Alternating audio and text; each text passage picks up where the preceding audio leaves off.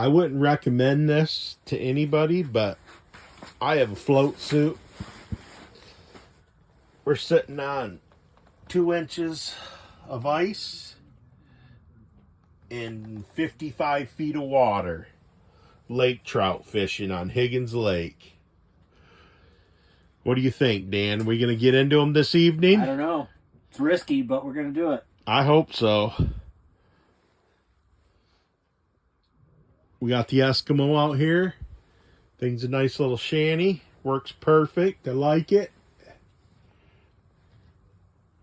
Got some tip-ups out there.